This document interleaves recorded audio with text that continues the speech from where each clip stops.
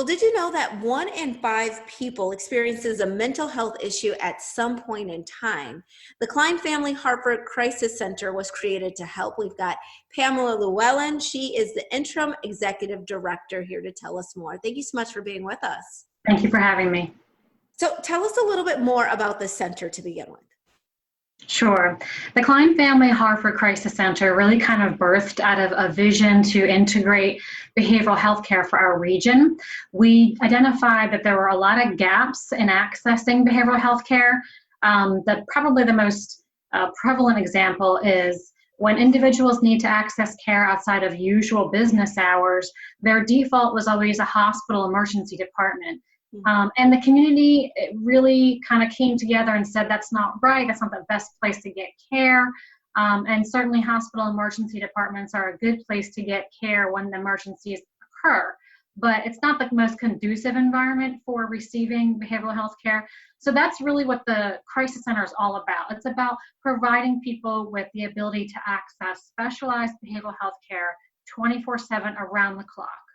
And how prevalent is anxiety and depression in our community? Well, I think the most recent statistic is 1 in 4 or 5 Americans will experience some type of mental health or emotional condition throughout their lifetime. And I think when we hear statistics like that, we have to keep in mind that that is only what is reported. And I'm convinced just from the work that I do that there are a lot of folks that are quietly struggling that maybe would not reach out to get professional help. So I think that number is actually a lot higher. And certainly the top 2 issues that people come to our center for help with are anxiety and depression. And I keep thinking about right now in the middle of this pandemic, so many people are experiencing symptoms and feelings that they've never felt before, just given what we're all going through. What are you seeing as a mental health professional? And during the last month or two, some of our numbers have surprisingly dropped in terms of the call volumes into our crisis hotline, which is the 1-800-NEXT STEP number, and our foot traffic into the physical building, the crisis center. And I think that's just people obliging the stay-at-home order and trying to stay safe at home. And so we saw a temporary decline in those numbers, but we know that the people are still out there and they still need help.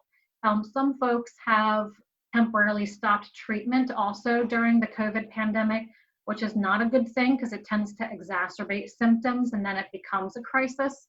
And just in the past week or two, we've seen an influx again of phone calls and foot traffic volume into the crisis center as people are now reaching out and able to leave their homes. And I always say that is a good thing. We want to encourage people to get help earlier rather than later.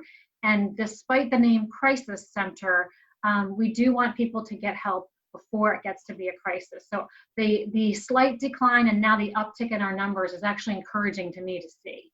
I'm also wondering about the operational changes that the center put into effect just because of the pandemic. What did you have to do to change? Well, we certainly want to make it as safe as possible. We followed the CDC guidelines in that everybody who walks into the center, whether you're a visitor, a guest, staff, a vendor, is checked for COVID-like symptoms or any actually physical illness. Everybody wears a mask unless you are in a private office by yourself with the door closed, which is my current situation. So we mask everybody. And for our residential programs, we have an 8-bed mental health residential program, and those guests are tested for COVID prior to admission to that program, and then every day checked for symptoms as well. So we do, also offer telehealth options. I think everybody has done a great job in the community of wrapping around telehealth options for accessing healthcare. We've done some of that as well. And then the final thing we did most recently, about 2 or 3 weeks ago, was developed an online request form on our website, which is harfordcrisiscenter.org. So anybody that needs help around the clock can pop on the website, plug in some information, and have a licensed counselor give them a call. All right. Pamela Llewellyn, thank you so much for that helpful information and, of course, that website at the end. And we'll be right back with more Midday Maryland right after this. Stay tuned.